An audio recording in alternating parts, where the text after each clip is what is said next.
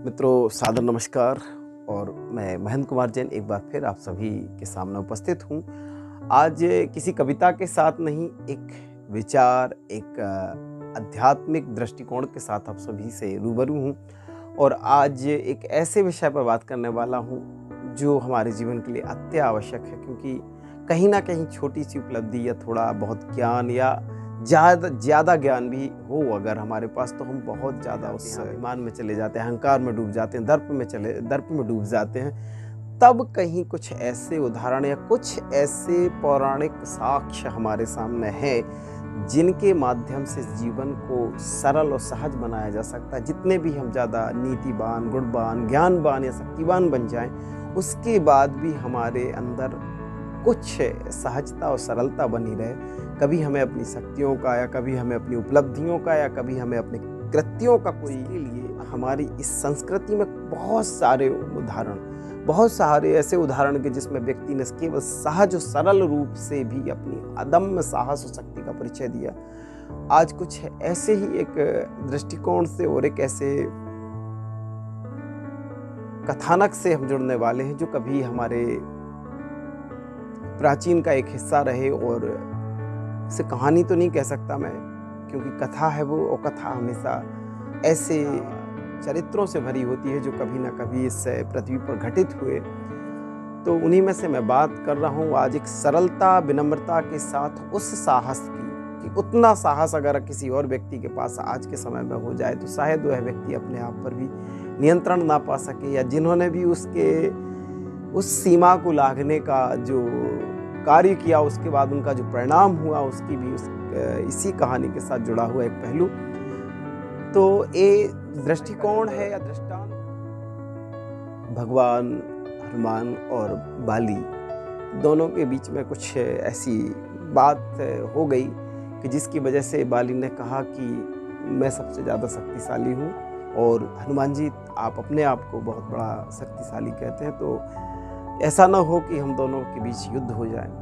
तब हनुमान जी, जो कि एक इतने बड़े साधक है भगवान राम के, और राम के जीवन में जिनका प्रादुर्भाव हो जाए तो वो शायद व्यक्ति अपने आप को धन्य तो समझेगा ही। और भगवान हनुमान को तो हमेशा ही श्री राम का परम सानिध्य प्राप्त रहा है। उन्होंने जब इस बात को देखा तो कभी उन्होंने अपनी शक्तियों का घमंड नहीं किया, जबकि उनके लिए अतुलित बलधारी कहा गया है। और हकीकत में उनकी बल की कोई सीमा नहीं रही, कभी ना कोई माप पाया उनके बल को। फिर भी बाली के इस कहने पर कि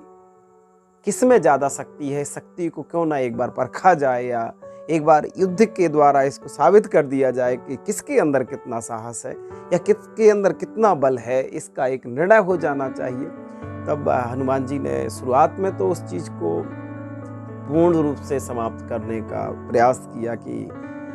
व्यर्थ का ये जो इनके द्वारा प्रयोजन है इसको समाप्त कर दिया जाए। फिर भी जब बाली के बार बार एक उस अभिमान के साथ कहने पर भी हनुमान जी ने फिर कहा कि ठीक है,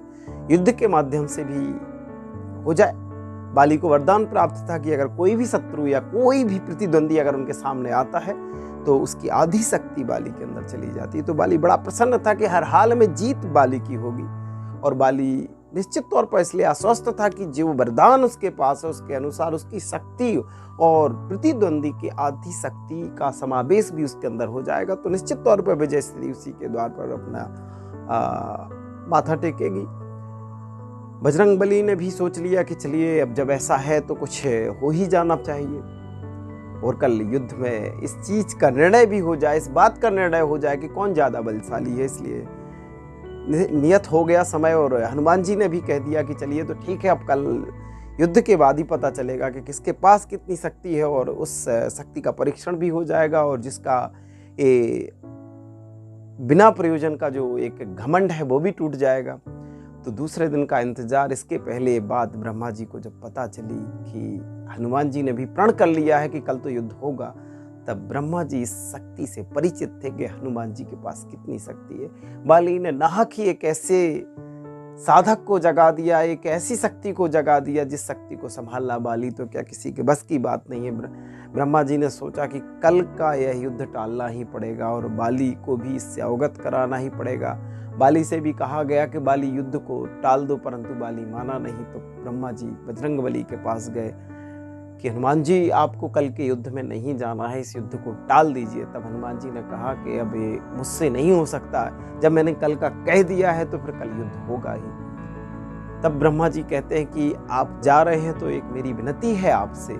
कि जब आप युद्ध स्थल में जाएं तब आप अपनी शक्ति का केवल 10वां हिस्सा लेकर उस युद्ध क्षेत्र में जाएं, ना कि अपनी पूरी शक्ति को एक साथ लेकर के वहां पे जाएं। बस मेरा इतना सा अनुग्रह है आपसे और आप इस अनुग्रह को स्वीकार करें।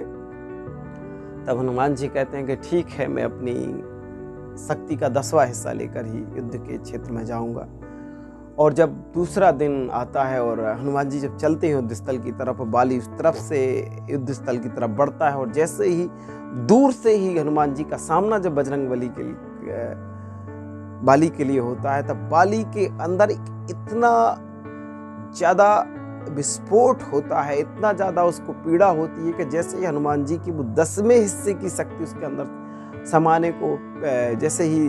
अंदर जाती है वो शक्ति, तब उसका शरीर फटने लगता है। ऐसा लगता है जैसे पूरा शरीर फट जाएगा। तब बाली कहता है कि ये मुझे क्या हो रहा है, मतलब ऐसा क्या हो रहा है। तब ब्रह्मा जी वहां से भविष्य आकाशवाणी करते हैं कि बाली, अगर तुम्हें हनुमान जी के बल से बचना है तो इस युद्ध को छोड़ करके भाग जाओ और जितने दूर जा सकते हो, जितने दूर तुम भाग सको उतने दूर भाग जाओ, क्योंकि तुम हनुमान जी की शक्ति को सहन नहीं कर सकते। तुम अपने आप में उनकी आधी शक्ति तो ठीक है, उनकी 10वीं शक्ति के आधे भाग को भी अपने अंदर नहीं समाहित कर सकते। तब बाली को उस बात का पता होता है कि हनुमान जी के अंदर कितनी शक्ति है और बाली भागता है युद्ध से, बहुत दूर तक भागता है ताकि हनुमान जी की वो शक्ति जो उसके अंदर समाने वाली थी उससे बचा जाए बाली का, क्योंकि पूरा शरीर उस शक्ति को जैसे ही अंदर जाती थी वो शक्ति, उसका शरीर फटने को तैयार होता था। यानी इतनी ज्यादा अदम्य शक्ति हनुमान जी के पास की अगर वो बाली अगर स्वीकार करना भी चाहे तो बाली का शरीर फट जाता। तब बाली को ज्ञात होता है कि मुझसे भी बड़ा बलशाली कोई इस धरा पर है और वो भी हनुमान जी के रूप में। तब यहाँ से इस पौराणिक कथा के माध्यम से कई चीजें हम सीख सकते हैं कि शक्ति का प्रदर्शन जरूरी नहीं है, शक्ति के साथ सरलता और सौम्यता कैसे आए यह हनुमान जी के जीवन से सीखा जा सकता है। और हनुमान जी के साथ एक बात और सीखी जा सकती है कि कितनी सरलता और सहजता के साथ किसी प्रतिद्वंदी को केवल आभास दिला देना कि तुम ही सब कुछ नहीं हो, और उसके बाद भी कभी हनुमान जी ने आधिपत्य स्वीकार नहीं किया कि मैं बाली से ज़्यादा बलशाली हूँ। केवल एक बार उनको आभास करा दिया कि आप इस गफलत में ना रहें या इस गलती में ना रहें कि सिर्फ मेरे पास ही बल है और मैं ही बलशाली हूँ। कितना अद्भुत जीवन है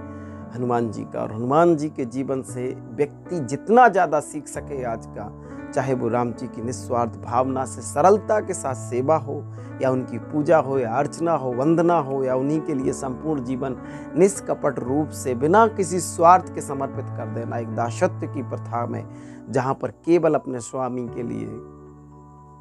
निष्प्रयोजन या निष्काम करने की एक भावना जो होती है वो हनुमान जी के जीवन से सीखी जा सकती है। और यहाँ पर उस शक्तियों को समेटना और शक्तियों के साथ सरलता से कैसे जीना है यह बात भी हनुमान जी से सीखी जा सकती है। और जहाँ तक है कि तो ऐसे परम तेजस्वी और इतने महान शक्तिशाली देवता या भगवान के रूप में बजरंगबली हमारे सामने एक ऐसा उदाहरण है जिनके द्वारा हम अपने जीवन को बड़ा और ऐसी एक भावना के साथ, एक ऐसी कामना के साथ हम भी अपने जीवन को बिल्कुल सरल भाव से, छोटा मोटा ज्ञान, छोटी मोटी शक्ति का हम बिना अभिमान के साथ अपने जीवन में आगे बढ़ने का प्रयास करें, तो शायद उस एक ऐसी पौराणिक कथाओं के माध्यम से या ऐसे पौराणिक चरित्रों के माध्यम से हम अपनी शक्ति का आकलन, हम अपने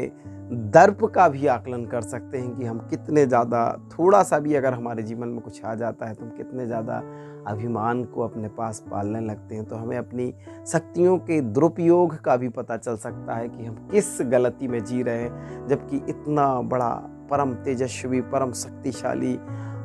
एक दासत्व की भावना को स्वीकार कर लेता है भगवान के सामने और बड़े सरल भाव के साथ उनकी सत्ता में ही अपने आप को एक सुखमय जीवन के रूप में ढूंढ लेता है। तो यहाँ पर ऐसे परम तेजस्वी और परम भगवान के लिए हम नमन करते हैं और साथ ही साथ में चाहते हैं हम कि इस भारत की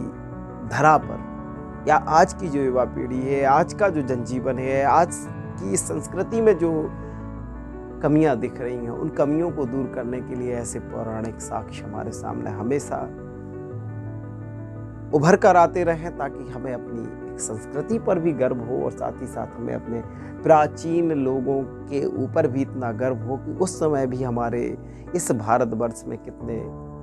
परम तेजस्वी और परम शक्तिशाली लोग हुआ करते थे और परम भक्त हुआ करते थे, जो इतने सरल थे, विनम्र थे, जिनका जीवन बिल्कुल ऐसा था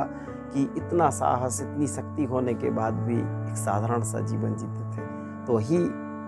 कामना हमारे जीवन में हो जाए तो शायद हमारा जीवन भी धन्य हो। और इन्हीं से शब्दों के साथ मैं आप सभी से विदा लेता हूँ। जय श्री राम।